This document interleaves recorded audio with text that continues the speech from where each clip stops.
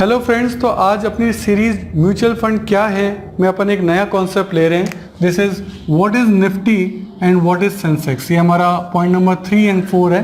पहले के 2 वीडियो मैं पहले बना चुका हूँ, तो आप देख सकते हैं। तो आज मैं आपको बताऊंगा निफ्टी क्या है और सेंसेक्स क्या है। तो वैसे तो निफ्टी जो है वो हमारे टॉप 50 शेयर्स, जो टॉप 50 कंपनीज है हमारी, उनको कवर अप करता है। उसकी लिस्टिंग जो है, उन लिस्टिंग में जो जिन शेयर्स के बेसिस पर वो इंडेक्स चलता है उसमें टॉप 50 कंपनीज को वो लेता है। और सेंसेक्स लेता है टॉप 30। ये लिस्ट है, और ये लिस्ट कोई हमेशा के लिए फिक्स नहीं होती। टाइम टू टाइम इसको रिव्यू किया जाता है। किसी कंपनी का कैपिटलाइजेशन कम हो गया तो उसको इस लिस्ट से बाहर कर दिया जाता है, और कोई नई कंपनी का कैपिटलाइजेशन बढ़ गया है तो उसको उस लिस्ट के अंदर ले लिया जाता है। तो इस तरीके से ये top 50 and top 30। Nifty national 50 से ही निफ्टी बना है, और सेंसेक्स बना है। Sensex is basically A short form of sensitive index. Sensitive index से बन गया सेंसेक्स। क्यों? बहुत सेंसिटिव है। देश की इकोनॉमी में कहीं भी कुछ हो वो तो इफेक्ट करता ही है, वर्ल्ड की इकोनॉमी में भी कुछ हो जाए तो ये इंडेक्स इफेक्टेड हो जाता है, इसलिए बहुत सेंसिटिव है। इसलिए सेंसिटिव इंडेक्स को ही शॉर्ट फॉर्म बना दिया गया सेंसेक्स। ठीक है। अब इसमें आप देखते हैं कि सर ये मार्केट कैप क्या होते हैं, किस तरीके से ये चीज़ें बनती हैं, उन सब चीज़ों पे अपन वर्कआउट करते हैं। तो ये बेसिकली कैपिटल फंड्स हैं। ये कैपिटल फंड्स क्या होते हैं? ये मार्केट वैल्यू ऑफ कंपनी के बारे में बताते हैं कि मार्केट वैल्यू ऑफ कंपनी जो है वो कैसी है और कितनी है उससे। और ये होते हैं according to the size of the company. Company का साइज क्या है? साइज से मतलब उसके जो कैपिटल फंड है वो कितना बड़ा, उसके शेयर्स का वैल्यू क्या है, उस कंपनी की प्राइस क्या बनती है, उस बेसिस पे।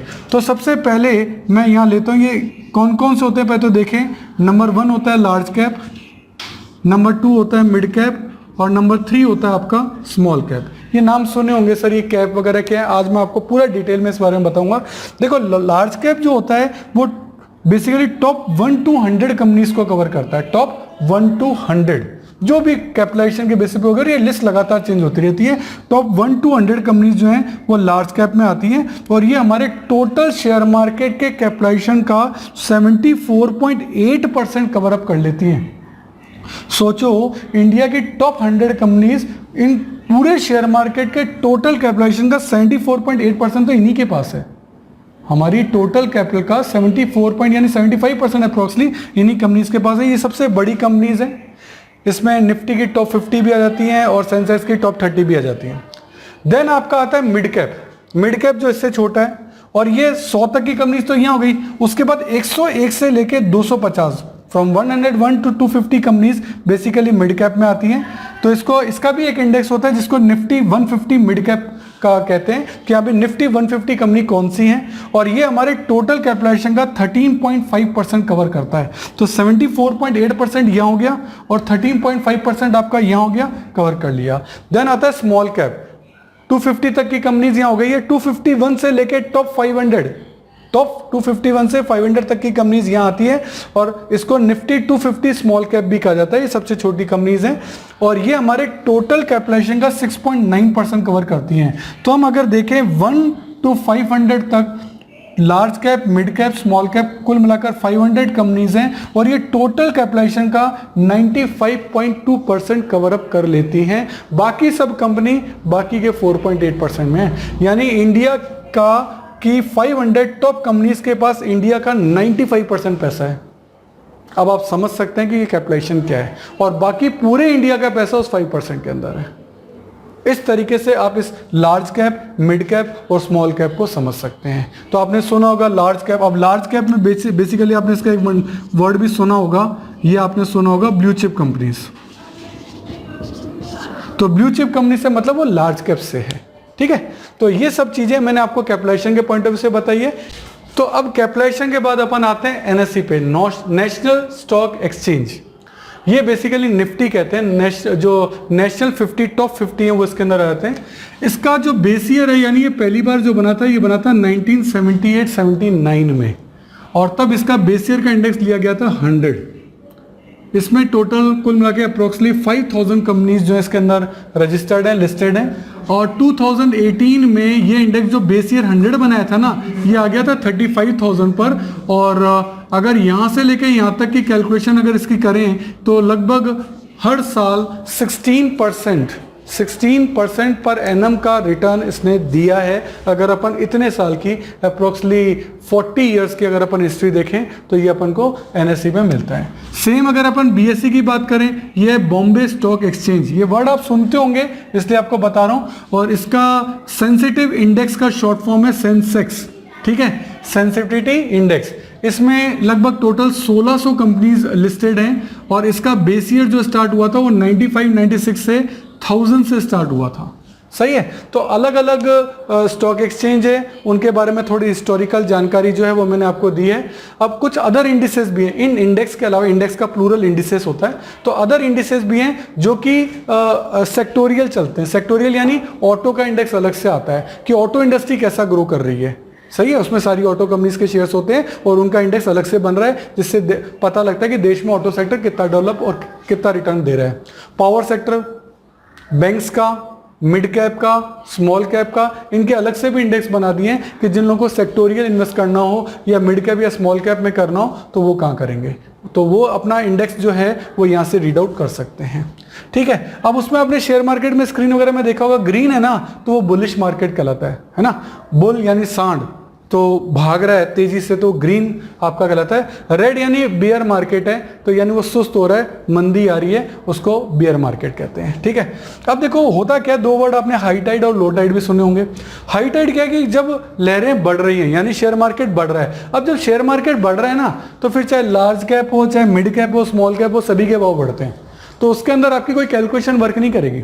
उसके अंदर तो टाइड चल रहा है, हाई टाइड है। अब लहर पे सवार होकर तो सभी आगे ही बढ़ेंगे, ऊंचे उठेंगे, तो इसलिए हाई टाइड में कोई कैलकुलेशन काम नहीं आती। सभी कंपनीज के भाव बढ़ते हैं, सभी के शेयर के पैसे बढ़ते हैं। और जब कभी लो टाइड हो, मार्केट गिर रहा है, तो फिर वो चाहे लार्ज कैप हो, चाहे मिड कैप हो, चाहे स्मॉल कैप हो, सभी कंपनीज के शेयर के भाव जो मार्केट वैल्यू है वो कम ही होगी। तो ये कभी कभी फ्लोज आते हैं, बहुत तेजी से मार्केट बढ़ रहा है या बहुत तेजी से गिर रहा है, लेकिन हर कंपनी के अप डाउन्स होते हैं ना, उसमें प्रोपोर्शनेट चेंजेस होते हैं, मतलब एकदम सेम नहीं होते हैं। वो क्या है उसको मैं टेबल के थ्रू आपको समझाऊंगा कि वो चीजें क्या है। तो अब अपन टेबल पे आते हैं। देखो ये कैपिटल फंड है, लार्ज कैप, मिड कैप और स्मॉल कैप, और यहाँ मैंने इनके कुछ बेसिस लिए हैं ना, कुल मिला के 1 2 3 4 5 6 बेसिस लिए। सबसे पहले हम लार्ज कैप की बात करते हैं। लार्ज कैप में रिटर्न जो है ना मॉडरेट है। मॉडरेट का मतलब है लगभग 11 to 12%। ठीक है। लेकिन मिड कैप में ये रिटर्न जो है ना वो ज्यादा हो जाते हैं, मतलब एज कंपेयर लार्ज कैप से ज्यादा हो जाते हैं। कितने ये डिपेंड करता है, पर हाँ वो इससे ज्यादा होते हैं। और स्मॉल कैप में तो और ज्यादा, क्योंकि देखो होता क्या, शेयर ही 10 रुपए का है तो ऑब्वियस है वो 20 रुपए का हो गया तो 100% का रिटर्न कर दिया। लेकिन यहाँ जो शेयर होता है वो लार्ज कैप में वो होता ही पता लगता है कि 5000 रुपए का है, तो 5000 का शेयर 10,000 का थोड़ा ना पहुंच जाएगा। तो यहाँ 100% का रिटर्न वेरी हाई आ सकता है, लेकिन यहाँ 100% का रिटर्न नहीं आ सकता, क्योंकि इनका साइज पहले ही इतना बड़ा है, वो अब बढ़ के इतना आगे नहीं बढ़ सकता। रिस्क की बात करें तो क्योंकि ये लार्ज कैप बड़ी कंपनीज हैं और बहुत पुरानी कंपनीज हैं, बहुत प्रेस्टीज है, गुडविल है इनकी, तो इनमें रिस्क बहुत लो होती है। फिर थोड़ा सा नीचे आते तो मिड कैप में थोड़ी सी रिस्क थोड़ी सी बढ़ जाती है, और स्मॉल कैप तो छोटी कंपनीज हैं उनमें तो रिस्क बहुत ज़्यादा होती है, कभी भी बंद भी हो सकती हैं। ठीक है। लिक्विडिटी, लिक्विडिटी का मतलब है रिडम्पशन, कि आप पैसा चाहें, बेचना चाहें या इसको खरीदार मिलते हैं, उसकी बात हो रही है। तो लार्ज कैप के खरीदार तुरंत राजी हैं, आप उनको कभी भी बेच सकते हैं। इन मिड कैप वाले शेयर्स को वेरी हाई है, आराम से कैश में कन्वर्ट हो जाएगा। इसमें हाई तो है लेकिन वेरी हाई नहीं, उससे थोड़ा कम। और इसमें तो वेरी लो है, कोई छोटी कंपनी से जल्दी से कोई शेयर में हाथ भी नहीं डालता। ठीक है। वॉलेटिलिटी की बात करें, वॉलेटिलिटी का मतलब है शेयर के जो भाव हैं वो ऊपर नीचे हो रहे हैं, उसकी बात हो रही है। तो वॉलेटिलिटी, क्योंकि ये लार्ज कंपनी है, बड़ी कंपनी है, इनमें ज़्यादा जो है फ्लक्चुएशंस नहीं आते, तो लो है। थोड़ी सी छोटी कंपनी होती है तो वॉलेटिलिटी जो है वो थोड़ी बढ़ जाती है, और स्मॉल कंपनी में तो बहुत ही ज़्यादा अप डाउन होते हैं, ये शेयर तो नचा के छोड़ देते हैं।